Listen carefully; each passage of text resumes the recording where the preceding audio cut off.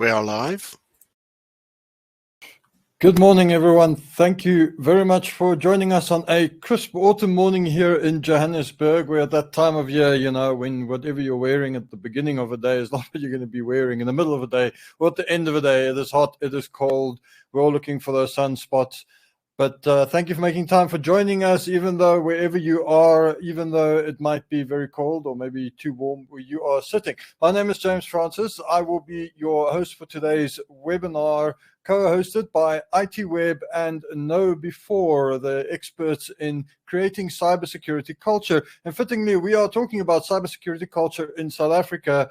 How do you create organizational culture as the last line of defense? Now, as with all of these webinars, it's a recorded session. You will be able to get a link of the webinar after the event, so please keep an eye out for that. We are going to have a Q&A at the end of the session, so also please have your questions ready for that. And what you can do is the chat box on the side. You can see some guys have already stepped in there and introduced themselves. Please feel free to do that. Also, please put your questions there. At the end of the session, we'll be unpacking the topic a bit more, and we look forward to seeing what you would like to contribute to the event on that. Just a few more housekeeping rules, or not rules, but just guidelines. There will be 2 handouts as well today. I will be releasing later the KnowBe4 African Cybersecurity and Awareness Report, as well as a white paper on building a security awareness program at your company. Those will be made available when we start the Q&A, so please keep an eye out for those. And then we have a hashtag for this event. The hashtag is security culture.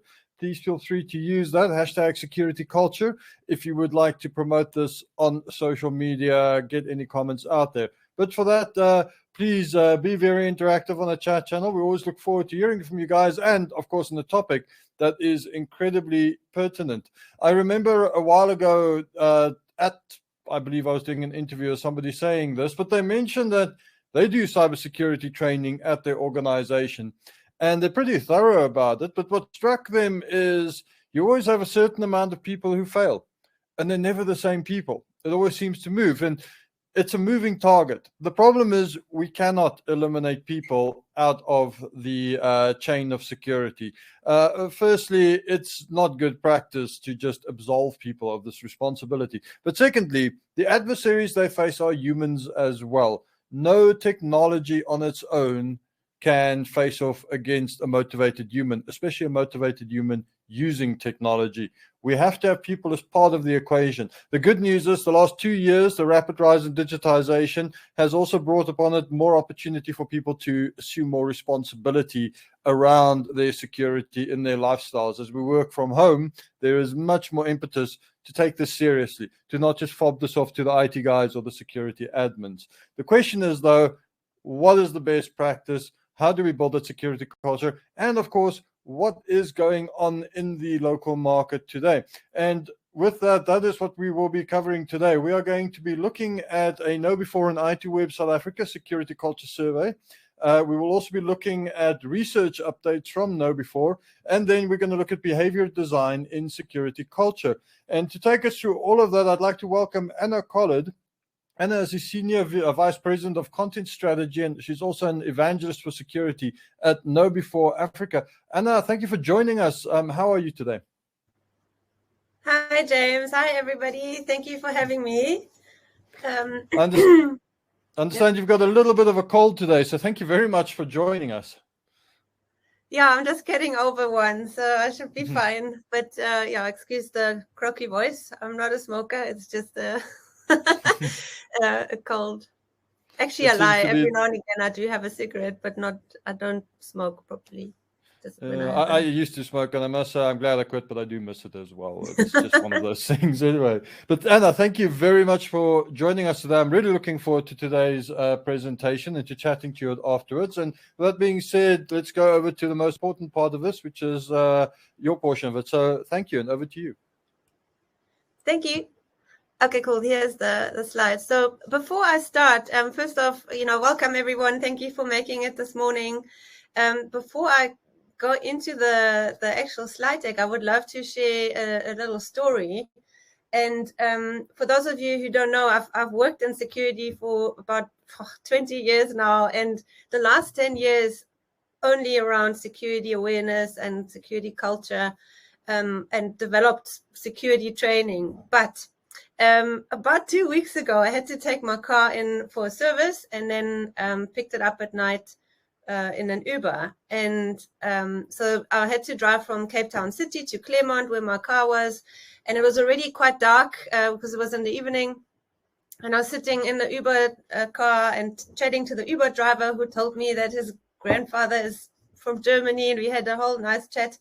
And at the same time, I was looking outside to see if there were any dodgy characters. And I had my laptop bag and my handbag and doing like a million things at once. And, you know, which you shouldn't be doing. But while I was doing all of that, I was also checking my emails on my cell phone. And I kid you not, while I was still in that Uber car, I got that email. And because I was sort of distracted, you know, somehow I thought, oh, maybe I have to give him a good rating. I have to now click on that. And I clicked on that link where it said update now. And as I click on it, I'm like, oh God, obviously that's a fish or a phishing simulation. And it was one of those simulation emails that, you know, we actually, you know, that's part of our product, but we also do it internally. In fact, we get one phishing email every week. And but unfortunately, because I clicked, it was too late, and the security guys, as a punishment, basically, they made me do the training that I developed myself. So what I wanted to share with that is, you know, it can really happen to anyone. And the interesting thing is that our IT guys then also sent out a survey where they said, you know, where were you when this happened? What were you doing? And I filled that out, and then I asked them, well, this is really interesting data. Can't you share, you know, what the other people who fall for phishing emails, what happens to them? Like, where are they? And this is what they shared with me. And what's really interesting is that if you look here, the majority of the people, like me, when they click on something, they were busy or multitasking. Now, the thing is, we really are aware. You know, I've been doing this for 20 years. I should know better. In fact, I've created that training, you know. I know how to spot, how to hover over a link and identify the URL from the, you know, a malicious one from a good one. All of these good things, you know, I created the training. Yet here I was falling for it. And this just, you know, is so fascinating, because it really shows us that if you think about traditional awareness, where we think we just share the information and the knowledge with the people, then we hope that they will behave accordingly, or that they will behave in the right way. And obviously you have to, there is still a large component of people who don't know any of that, and they need the initial awareness. But a lot of us actually do know better, yet we still fall for it. So something is, you know, we're doing wrong. So the problem really with awareness by itself, that does not automatically result in secure behavior. And this is really what the talk today is all about. So what I'd like to share is some of the findings, as James said, from a recent survey that we conducted. And then I'll also go into, you know, when we talk about behavior and changing behavior, what are some of the principles that we can apply, that we can learn from the behavior design scientists, or well, yeah, like the experts in that field. So the survey, we ran that in January this year across South Africa. Interestingly enough, a lot of the respondents were from the IT industry, followed by government, telco, etc. And then it's a nice distribution across small to large enterprise. We asked the participants whether they feel that security culture is important to their business operations. And you can see here that nearly 90% said, well, yes, it's important or very important, which is great. We asked the same question also with regards to the customers. Like, do you feel that your customers like feel it's important to have a mature security culture? And again, the majority of the respondents said yes, it's very important or important. And this coincides with a survey that Forrester did for us also about 2 years ago, much larger. So that I think we had about 1,200 respondents across the globe. And also they, like 94% of the respondents said that they believe security culture is actually important for the business success. So it's no longer just an IT or risk management requirement. It's something that is good for business. However, in that same survey, we also asked, how would you define what security culture is about? And out of 1,200 respondents, they got 759 different unique answers back, which shows us that even amongst us, the people who work in IT and security, we all have different perceptions about what does security culture really mean. And roughly the people, responded saying, well, security culture has got to do with being compliant to policies, or that it's everyone's responsibility. It obviously touches on awareness and understanding security, as well as how well it's embedded in the organization. And I believe that there's a poll question now that should come up that you see on your side, where we also ask you to define, in your view, what does security culture mean? Thank you, Anna. Yes, if you go over to the poll section right now, you will see how would you define security culture. Very looking forward to the answer on this. Security awareness and understanding, level of compliance, people's sense of responsibility and accountability for security, how security is being communicated, people's attitude towards security, security behavior, and all of the above. So Anna, what's your anticipation? Actually, let me ask you a different question. It does seem that there is a issue of defining security. Do you find that this is something the research shows us, but is this something companies are overlooking? Are we all just assuming we're thinking the same thing? Yeah, and you see that's exactly the problem, is that if my perception of security culture is something different to yours, how can we then even measure it or improve it or work on it? So it's really important actually to get the definition and the terminology right in order to understand what we're actually talking about, and then sort of work on it.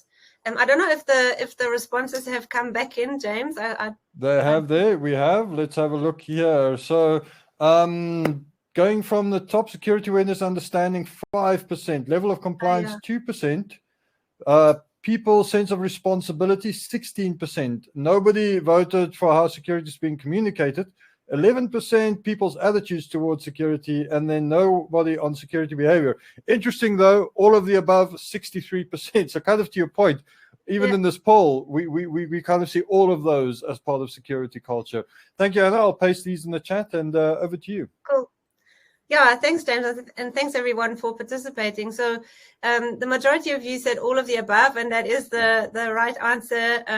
In fact, there's a bunch of scientists. They come from the social sciences in Norway, whose mission was to really define what security culture is about. And very loosely, they said it's about the ideas, customs, and social behaviors of an organization that influences the security. Now, that still sounds really fluffy. And what they then did is really sort of take it a step further and define these 7 criteria that can be scientifically measured through survey methodology that has been around for oodles of years from the social sciences, and apply that onto the security space. And that is really nice, because now we can go in and identify, where are we in terms of security culture? How do we compare against our peers? And then when we apply certain levers, through interventions such as training or whatever it might be, can we measure again how we've improved over time? So the 7 criteria that they've defined, and we believe is a really good sort of over, like a definition of security culture, is people's attitudes. Do they feel positively or negatively towards security? In my experience, a lot of the bigger corporates that I've worked in the past, a lot of the people have this sort of attitude, it's not my problem, it's the IT department's problem, why should I care? That's what they've been paid for. That kind of more of a laissez-faire, I don't care attitude, which is obviously not a good attitude. That needs changing. Behaviors is really important. At the end of the day, it is about what people do. That's very important. Do they, I don't know, do they use weak passwords? Do they click on phishing, etc.? Cognition refers to the actual level of awareness. How much do they know? How much do they understand? And communication is also really important, because that not only refers to, how, does the security department communicate about, the security policies, for example, or how do they communicate awareness messages, but it's also about how do people internally communicate with each other when they refer to cybersecurity. Compliance is all about policies and, the standards, all of that. And norms are the unwritten rules. So things that people do or have been doing for a while, but that's not necessarily documented anyway. And then lastly, it's the level of accountability or responsibility that people feel. Now those 7 criteria, as I said, can be measured. In fact, at KnowBe4, we've got that security culture survey that our customers can do maybe in the beginning of a year. It's a nice thing to do, to find out, even on a departmental level, where are the weaknesses. Like, for example, if you find out, hey, people actually do sort of have a good level of awareness or understanding, but their attitudes are really bad, then that will impact how you decide to run your awareness campaign for the rest of the year, like really working on how can we make it a more positive attitude, or how can we bring people in to be more positive. So now coming back to the ITWeb survey that we ran in the beginning of the year, 72% of the respondents said that they currently run an awareness program and culture program, which is great. And 41% have sort of quite a mature program, with 30% said they should be doing more. 28% said no, they currently don't do any of that, and that obviously needs addressing, particularly if we think about, how social engineering and a human factor is still one of the most prominent attack vectors that's being used. So it is, I think nowadays it's no longer a question whether we should or shouldn't include the human factor in our security programs. It's just how we do it. How do you currently measure your cybersecurity cultures? Another question we asked, and you can see here that 35% don't measure it at the moment, and then the majority, so 44%, said, well, they measure it in some way, but they could be doing more. And then the 22% said, well, we've got quite a mature method in place on how we measure our security culture. And then we said, well, the ones who said yes, that they currently do measure, how do you do that? And you can see here that nearly 70% said that they look at metrics such as phishing simulation results, incidents reported by the users, and then probably training metrics, etc. 51% said they use a standardized methodology. 43% said they combine qualitative analysis such as surveys with quantitative data, and then the rest sort of said, like, we use external consultants or they've developed some other way. Another question that we asked, we wanted to know in their view whether social engineering as a problem has increased in the past 12 months. And you can see here that half of the respondents said yes, they definitely experienced an increase, 25% and dramatic increase, so more than 10% compared to the year before. And interestingly enough, it's about 11% said that they actually experienced a decline. It'll be interesting to find out what they've been doing right. The other question we said is, are your users experiencing more social engineering via technologies such as WhatsApp, Signal, Telegram? And there again, 55% said yes, they're getting more reports from users being smished or phished over chat applications and on the mobile phone. That's something to bear in mind going forward if you want to address the level of awareness around these threats. Then we wanted to know, what type of improvements would you say could be made to your current program? A lot of you said, well, let's collect and analyze more user behavior data. Let's measure the security culture and the effectiveness of our awareness programs. Let's add more simulation techniques such as phishing simulation. Improve the effectiveness of the content and the delivery, so the right content for the right type of audience, definitely. Adding in disciplinary actions is something that some of you said, and adding in more rewards. 10% said nothing. It's a pretty solid program.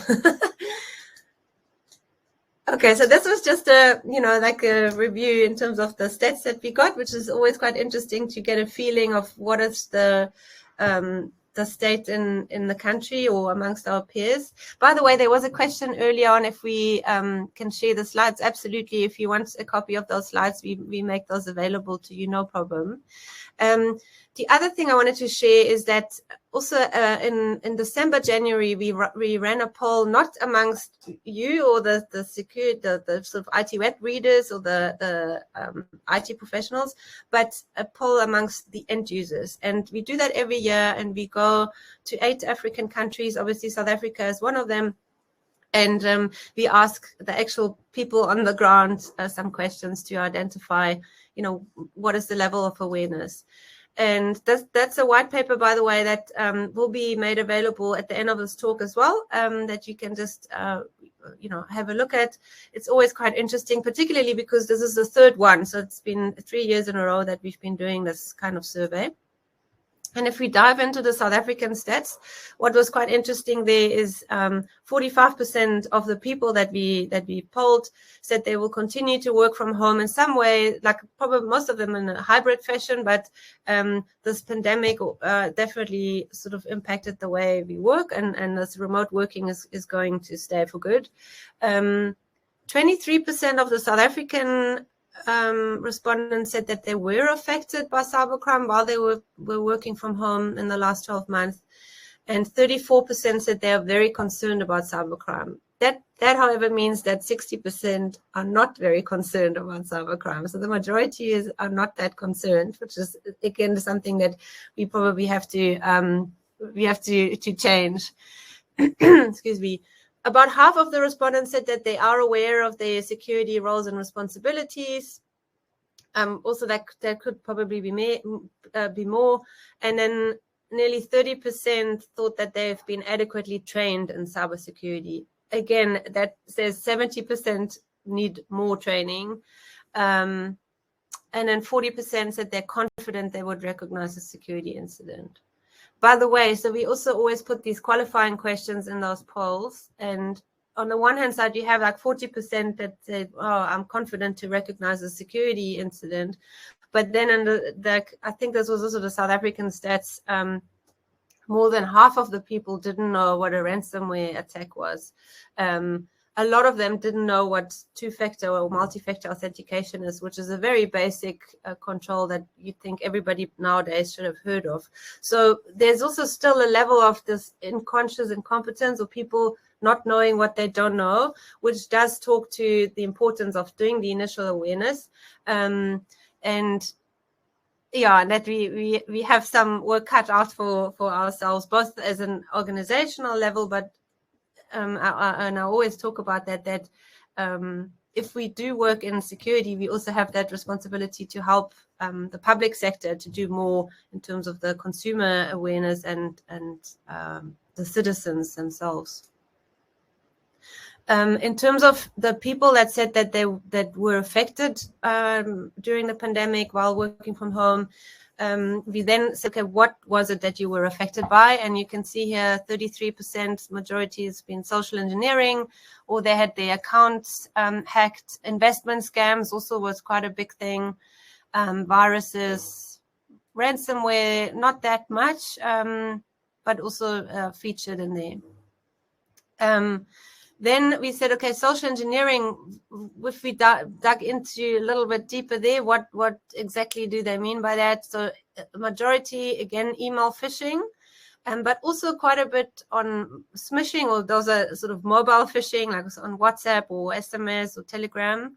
BEC scams, were experienced by the respondents.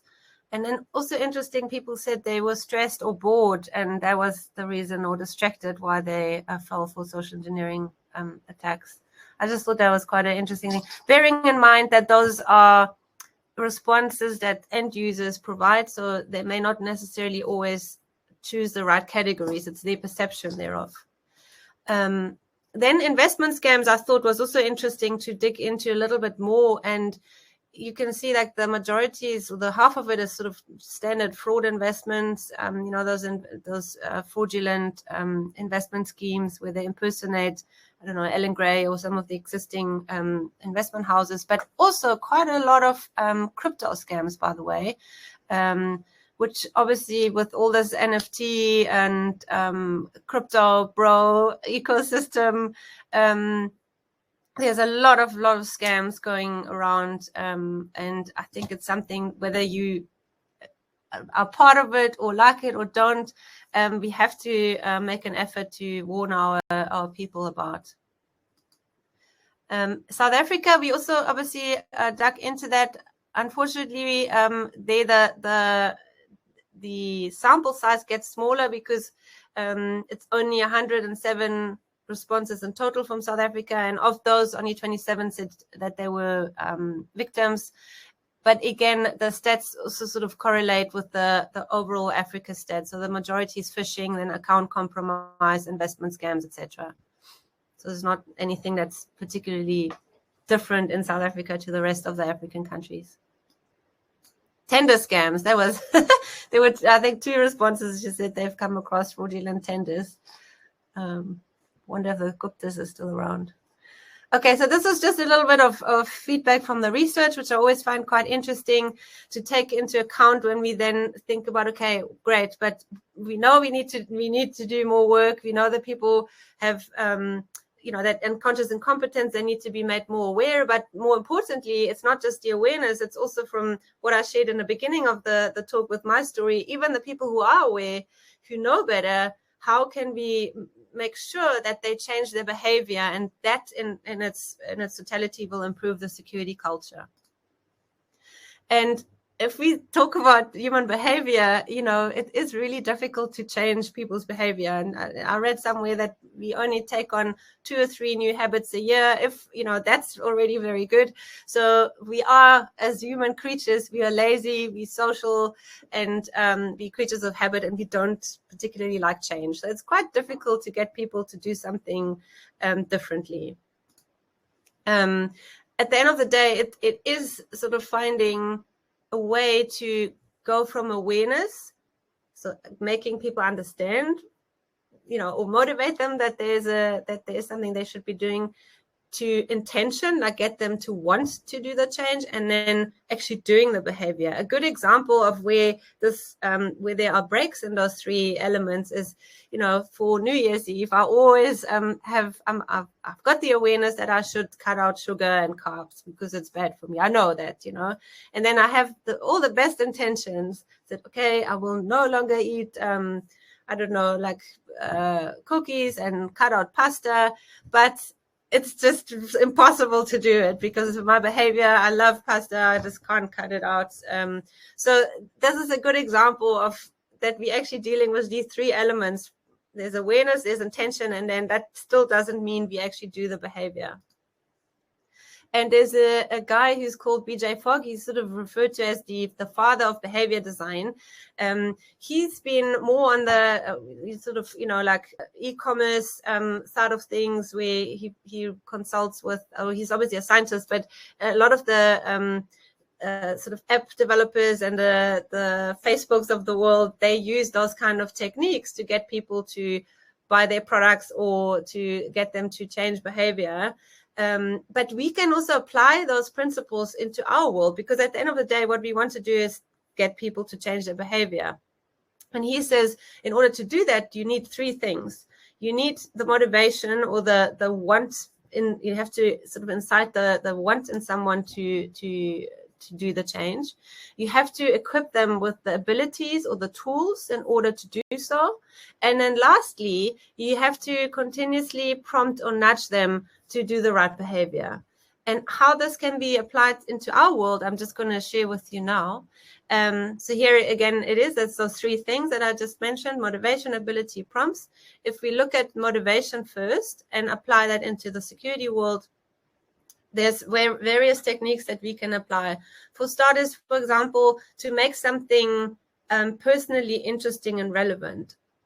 If I'm a mother, I do want to know how I can protect my children from online predators. That is something I want to know. So if we can equip people with information that's personally interesting, they will pay more attention.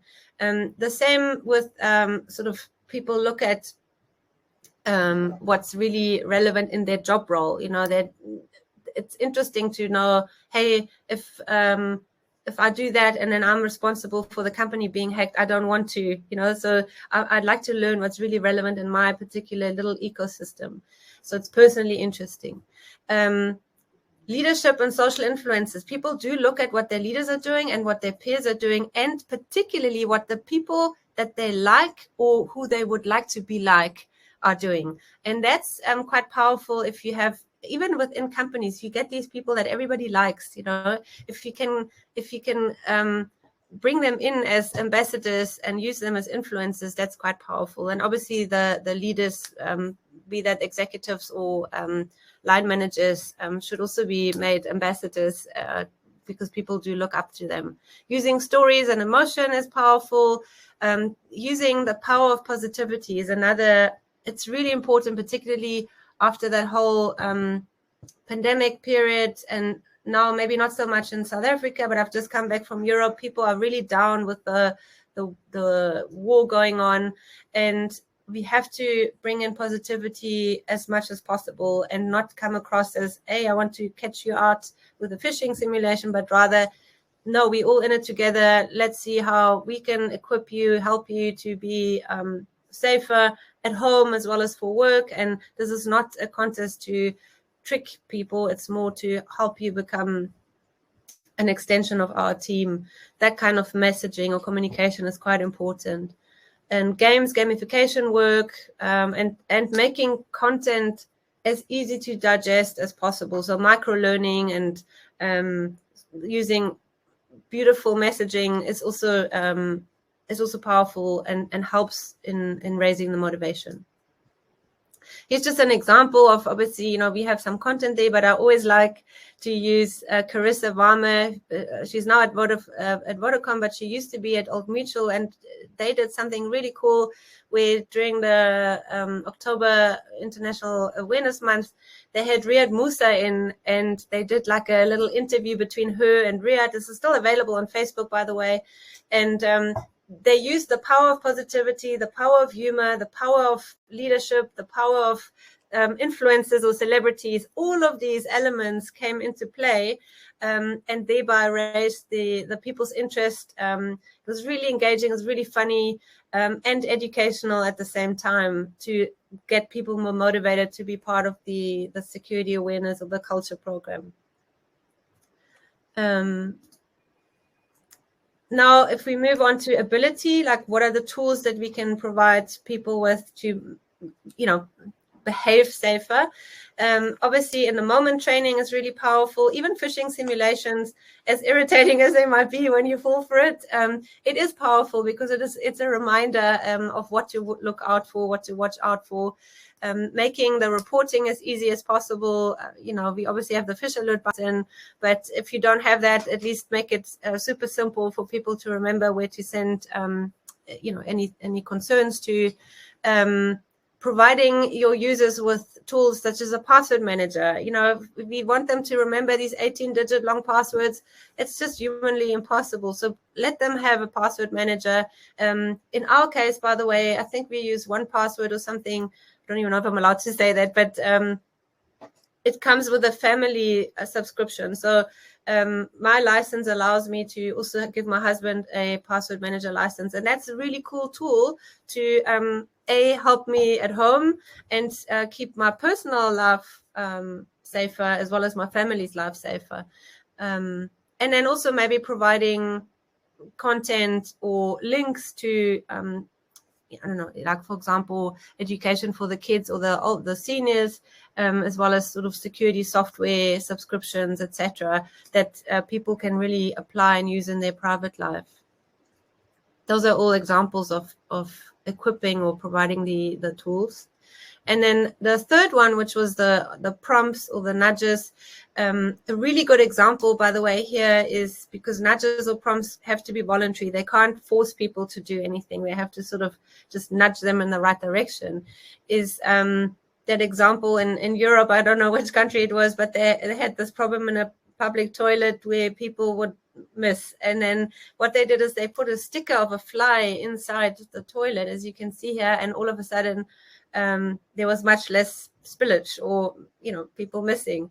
And that talks to, again, that sort of competitiveness and nudging people to do the right thing. Another example is when you, on the checkout, you're being asked, would you like to donate a little bit of money to charity? You're already in it. It's easy. And most of us are probably doing that. In the security world, where we can apply these concepts is very obvious. One are those password strength meters. When people change their passwords, remind them what's weak, what's strong. But also, we can provide nudges when people come back to the office through posters, for example, inside the bathroom doors, or by the printers, remind them shredding of, to shred things. Also, giving them little reminders on the intranet portals or even on the login screens, etc. All of those are quite useful to get people to keep in mind what they should be doing. So, in summary, again, if you work on your culture program or your behavior change program, think about, okay, how can I activate the motivation or incite motivation, provide them with the right tools and the ability, and then use nudges and prompts to sort of repeat the desired behavior. So the question that should come up now is whether you are in your current security awareness or culture programs, do you use or apply those design principles? And I see the answers. Thank you, Anna. Yeah, they are coming in, just straight yeses and nos at the moment. It's very interesting. I'm just going to give us a little bit more time. Somebody did complain we were a bit quick with the polls. They couldn't get to them fast enough in that.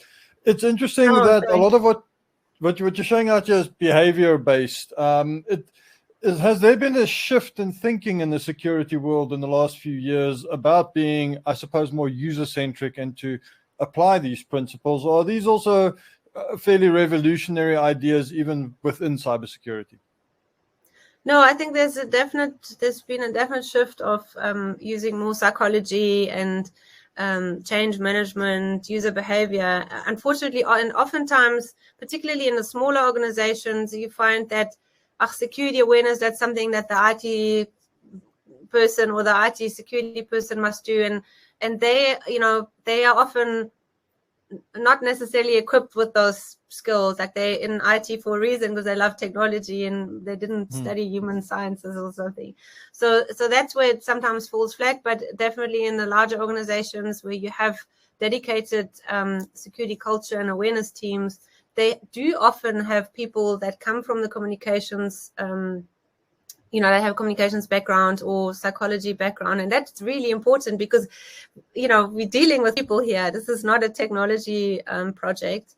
And I see, at least from so far, and I think this is probably it because it's not moving anymore, but 52% of you said, yes, you are applying those principles right now. So this is quite good. I mean, 47% are not yet, but, hopefully also a lot of those things are actually not that, it's not rocket science, it makes you think slightly differently when you work on your program for the next quarter, let's say, to look at what you want to do and then say, okay, where is it motivational? Where do I equip my users and where can I bring in nudges or remind people? So it is actually quite a simple way of applying as a criteria in your project management planning going forward. And in fact, thank you. I'll send it back to you, Anna. Thank you. Okay, cool. I think also the other white paper that I shared that will be made available is actually a little an example campaign planning for extortion attacks. So running a security awareness program around cyber extortion and ransomware, applying those 3 principles. And I've got links in that white paper to sample content. Not just, I mean, obviously it's very KnowBe4 based, but you can even have a look at that if you're not a KnowBe4 customer, and there's some externally and freely available resources that you could apply, you know, to your program. The other thing that's quite interesting to keep in mind when we talk about security culture and changing people's behavior is that not all of us are the same. You know, even within a company, you have different cultures amongst, let's say, the call center to the finance people, executives, and the IT, for example. They all have slightly different cultures in the way they communicate, etc. But also in terms of the attitude that I mentioned earlier on, positive, negative attitude. Most of us are actually the ideal employees. You know, we are motivated to do the right thing. We believe in the policy, and then we also do the right thing most of the time. And those are like your stars, you know, and most people are like that. And then you have the ones like me in my example earlier on, that I'm motivated. I want to do the right thing. I understand how important it is, but then I'm so distracted or multitasking that I'm negligent. Those kind of people, you can really, you can use nudges really well, like remind them again to not check your emails while you do a million other things on your phone. And then there are the ones who maybe do the right behavior, but they really have a bad attitude towards security. They just don't believe in it. They think it's a waste of time, or it's you know, hindering to their daily operations. Those are the ones you have to pick up by maybe using more rewards, maybe incentives, and sort of positive messaging to motivate them more to really believe in the, you know, the importance of it. And then only, and this is really the minority, like less than 1% generally, are the ones who they don't want to do the right behavior, and they are not motivated, and they're sort of more the malicious kind of people. And they, for those people, you know, disciplinary actions and making them aware that you are monitoring, that's sort of the only way to deal with them. And it's just interesting to consider that sometimes our messages are based as if everyone is this malicious kind of person that doesn't know, or is not motivated and doesn't do the right thing, whereas the majority of us actually are good, you know, and it's just a small percentage. And sometimes you can pick up like your we call them the clickers, like the people that continuously fall for the phishing simulations. Obviously some of them, it's also a personality trait thing. They just always distracted and or like too easily or very susceptible to anything. Their more training might help, but maybe if they just don't believe in it or they don't care, that's where you have to really do more sort of one-on-one kind of workshops and find out what's going on here. Like why do you have that attitude, and how can we help you to change it? Something just also to remember is that the rest of the company, you know, they don't appreciate or understand what it takes to, for example, spend weekends to patch some latest vulnerability or to clean up after a ransomware or / extortion attempt. They don't understand how hard working CISOs actually are and how stressful it is, because they don't understand it. What they do understand is when they see, you know, some boring compliance training they have to do. So it's really important to remember any security culture and awareness programs are really the face of the team or the security team to the rest of the organization, as well as to the customers when you do external externally facing campaigns. So it's really important to work with your communication specialists, your marketing people, make it really beautiful, make it as professional as possible, bring in humor where it makes sense to make it engaging, and remember that that's what people remember. You know, they will associate you with the content that they see. And that's really it in terms of the presentation. I think we still have time for some questions. But in summary, you know, to build your security culture, try and involve your leaders and any influencers you might have that work in your organization. We'll bring them in from external. Combining motivation, ability, and prompts, and then using micro-learning, simulations, and games are good techniques to bring up that motivation. And understanding your audience, showing empathy towards your audience. A lot of us are just cognitively overwhelmed. It's life. And in fact, I'm actually working on something with a bunch of other ladies, which is like a little productivity app that people can do, which just takes 2 minutes, and you listen to binaural beats and you play a little bit, and then you're in a better state or frame of mind, and hopefully less likely to click on stuff. So coming at it from a positive and a empathetic point of view is also really important, I think, and selecting obviously the appropriate content. And yeah, that's really it. Thanks so much for everyone who stuck around, and I'm looking forward to the questions.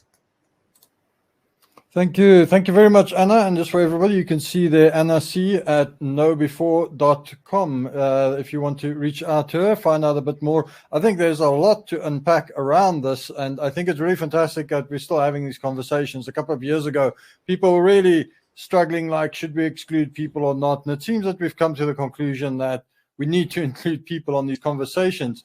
So firstly, thank you for everyone for joining then. I have activated the 2 handouts in the file section. If you go look there, you can get the Cybersecurity KnowBe4 African Cybersecurity and Awareness Report, as well as a white paper on building a security awareness program specifically to defend against cyber extortion and ransomware. I must say I'm a little bit shocked to hear that there are people who haven't even heard of ransomware. It's wow, really, in the day and age we live in. But there's a lot there to unpack. I would like to jump in first, Anna, with 2. They're not really questions. There were comments that were made in the chat section, but I do think they're worth bringing up as questions. The one is more specifically on the survey. Christoph Furman made the comment, the concern around cybercrime. Is there a breakdown by industry, by sector, to kind of see if there are maybe higher concerns in financial services versus manufacturing? Do you have data like that?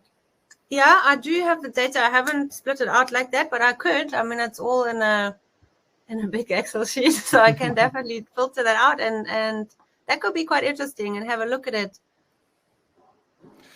Great, thank you. I think, Christoph, you can just reach out. Let me just adjust my camera here. Thank you. Christoph, you can definitely just reach out to Anna, and she'll be able to get you in touch with the right information. The second one here is from Jacob Masuri.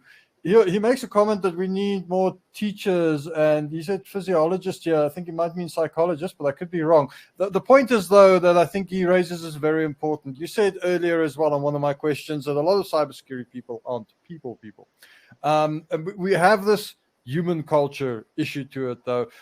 It sounds to me, if I was a youngster just looking to study, or I'm into people, maybe I'm looking at teaching psychology, should I be looking at maybe a career in cybersecurity as well? Maybe put myself forward to work with companies and cybersecurity experts. Are you seeing that happening out there? Is this something guys should be thinking about? No, 100%. And it's actually one of the...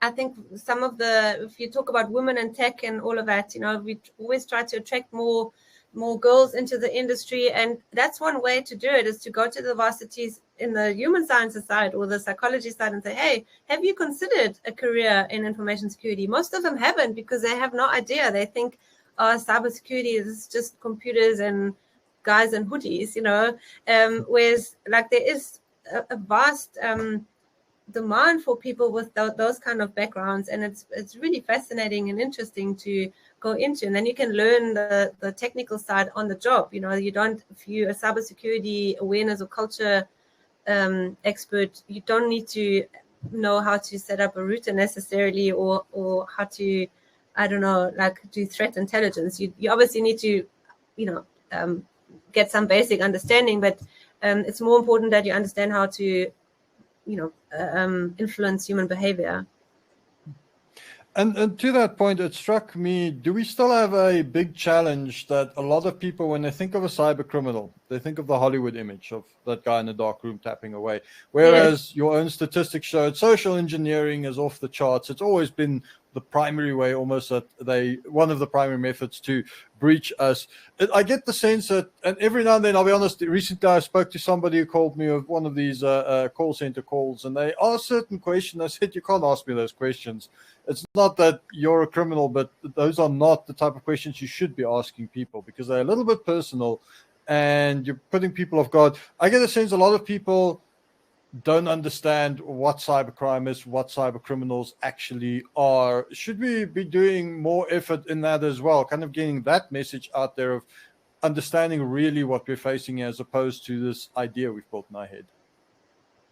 Yeah, I mean, that's what our impression is with the end user surveys that we do every year, is that people, and this is the bad thing, is that you think that there should be more aware because it's all over the news and the media, but think about it, how many of you, like, we are all in it because that's what we're interested in, right? Like we read those headlines, but a lot of people don't. They look at what they see on their social media feeds, and that's not necessarily the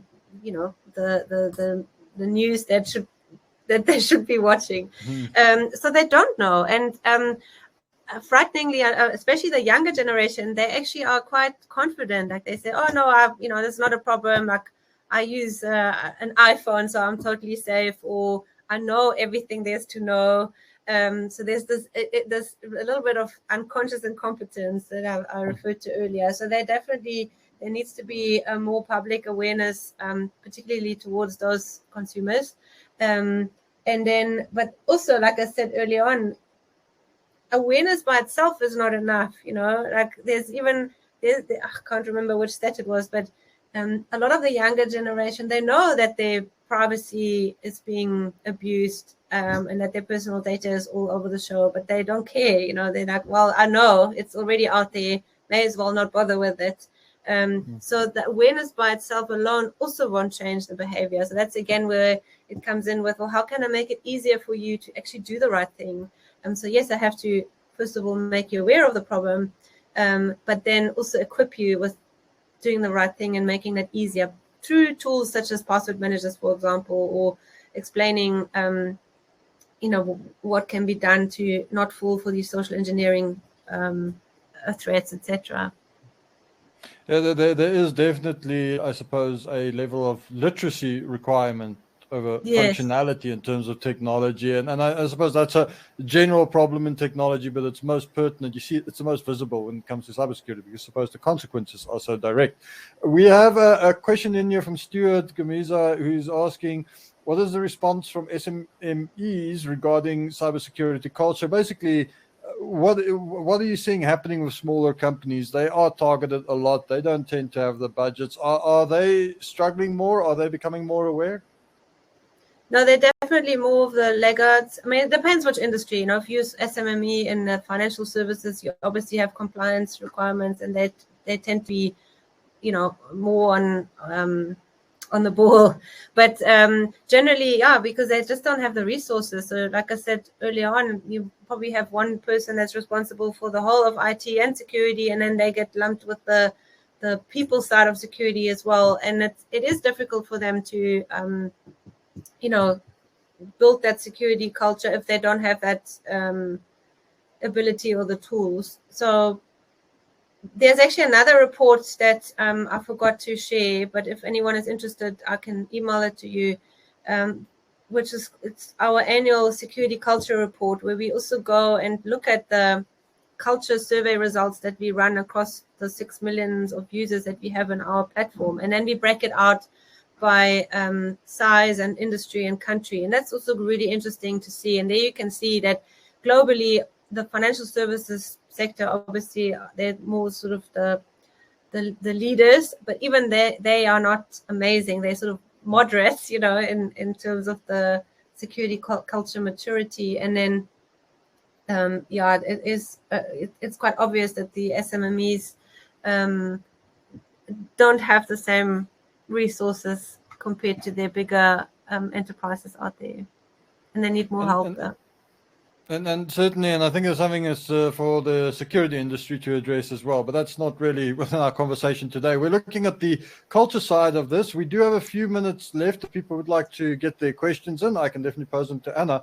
Meanwhile, that very beginning of your presentation, that multitasking thing had jumped out, and that coming straight from the source. The guys who are doing these kinds of tests, they can see it there. Now, multitasking jumped out to me because it is also A, something that is incredibly prevalent in our culture, and B, scientifically has been proven not to work. It doesn't exist.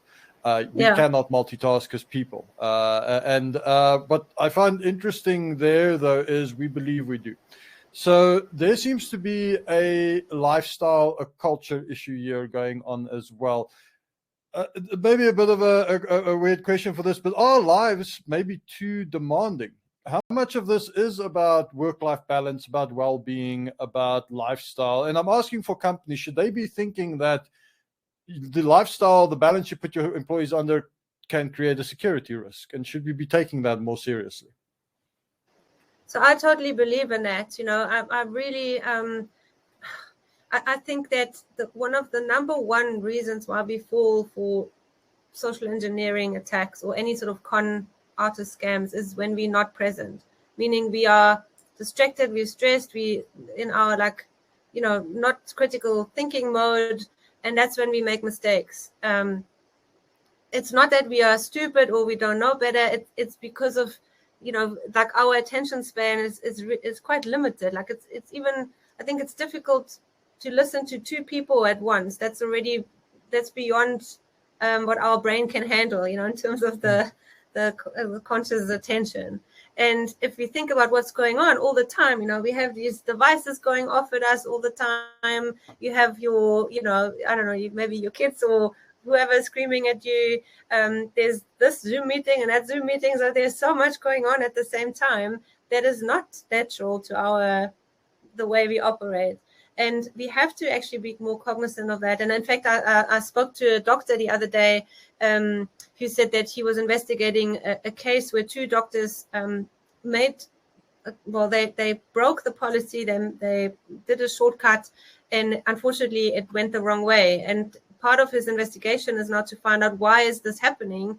And his feedback is it's not that they need more training. They understand what they should be doing, but it's cognitive overload. They are overloaded with too much happening at the same time, and then these mistakes creep in.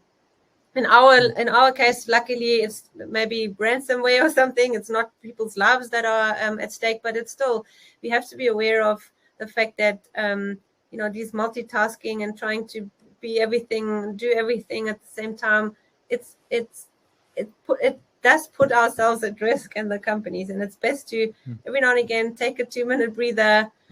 Like I mentioned before, I'm actually working on this. This is if you want to have a look at it, it's a beta version called the Sensory app, where you plug in for 2 minutes, you listen to binaural beats, and it brings your brain into alpha state again. And you're more relaxed and you can be more focused on what you want to achieve next rather than being all over the place. And it's funny that we talk about this in the cybersecurity space, but I think that's exactly where we need it. I'd be very interested to see that, because I do agree with you. I think there is a attention deficit problem. There is a focus problem. And I think these things have existed before, but remote working from home have made these worse, because in a way, as we added personal responsibility to people to be productive, to show I'm doing my own, we're also adding pressure on them to focus on what they think is meaningful to their managers or their employers and such. And then you don't end up thinking about yourself, your own environment, your own capacity. And maybe my last question I'd like to squeeze in there is, we've spoken a lot about security awareness training here, but we're talking very much in the focus of what's happening at the workplace. What about at the home? And I want to put two levels on that. The guys working from home, but also cultivating that personal risk responsibility? I don't actually want to say responsibility. Your personal risk as an individual. Are we making people aware enough? And are there ways we can use these programs at companies to also create a personal side to this awareness? Yeah, I think that's one of the principles to use to make it more effective, is to provide users with content or tools that they can use in their personal lives and apply to their families. Because if you think about it, if let's say again, I use the parents example, if I understand the risks out there, if I can advise my kids on how to be safer online, I tend to then also apply those principles in my work life. So it helps everybody. I just see a question here from, I think it's Clifford, who says, can you recommend a simulation tool and games to improve behavior? So obviously I'm a bit biased. I work for KnowBe4, but we are the leader in that space. So please do come and check it out, or pop me an email. That's exactly what we do. So we call ourselves the Netflix of security awareness, and we've got phishing simulations. We've got the security culture surveys, and all sorts of, sort of training material and nudges and cool stuff in our platform. So I would recommend KnowBe4, but obviously we also have competitors that are doing a good job. But look at us. We're going to ignore them for today. Thank you for spotting that question, Anna. Please reach out to Anna and KnowBe4. This is, I cannot emphasize as much, but I think a lot of you on this webinar already know this. We can't remove people out of this, but also people are incredibly effective. Once you are aware of these things and once you can focus on them, it's surprising how much of a positive change you can make. And I'm going to use myself as an example here just because I don't have another one on hand. Whenever I get a phishing email and I see it's from a company, I try and call that company and tell them, hey, do you know you're sending out emails with this? Awareness, knowledge. These guys thrive on the fact that we don't know what's going on. They thrive on the fact that we're not paying attention. And they're going to keep doing this. They're going to keep attacking. And the best way is for us to make our behavior count to them, make it harder for them. My personal belief, maybe I'm opening myself up here for attacks, but cyber criminals are lazy people. They're looking for the easiest way to get you. They're looking the easiest way to steal from you. That's why everyone's a target. So the more we can create awareness, the more we can do this. Thank you very much, Anna, for your time today. It was a fantastic talk. I love looking at these. I love talking about security culture and all that. You heard there from Anna College. She is the Senior Vice President for Content Strategy, and she's Security Evangelist at KnowBe4 Africa.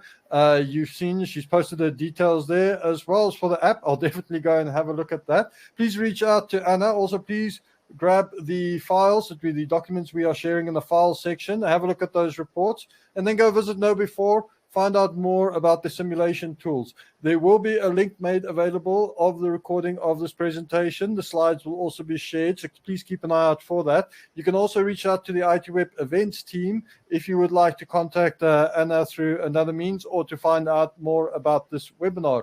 That being said, thank you for joining us, Anna. Thank you to everybody else for joining us as well. I'm looking forward to the next time we do one of these and see how it has evolved.